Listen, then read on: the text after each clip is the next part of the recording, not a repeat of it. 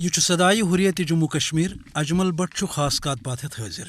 مقبوضہ جوم تو اندر درند صفت بھارتی فوج کی طرف انسانی حقوقن ہز پامالی مز دہ کھت دہ ہریر سپدان تو درست ریاست مز تعینات بھارتی فوجس پرسغیر کرنس کان بلکہ بھارتی حکومت کی طرف دن آمتین خصوصی اختیارات تحت کان تہ شہری کن تہ جائے مارنے تسند خون سپدان یا یہ درند صفت فوج کن تہ جائے کن تہ قسمک واردات کران. یل زن انسانی حقوق عالمی اداروں بارہا ات صورت حالس پہ واویلا کران وونمت کہ بھارتی فوج اندر بے لگام سپودمت یت لاکم دن ضروری تو ہرگاہ ات فوجس لاکم دن آئہ حالات سپدن مزید خراب.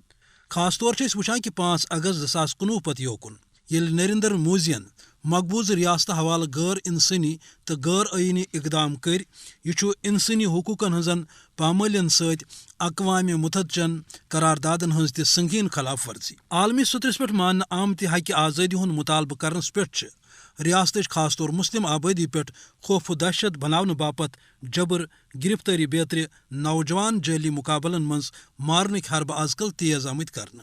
کال پگہ ہیل بہانہ سرچ آپریشنس تحت معصوم کشرن پہ اکس نئے بیس جائے قیامت برپا سپدان. بھارت کی طرف ریاست کس صورت حالس پہ ورن کرنے باوجود سپود رپورٹ کہ 5 اگست 2019 پہ یوکن آئی قریباً 410 کشر شہید کرنے.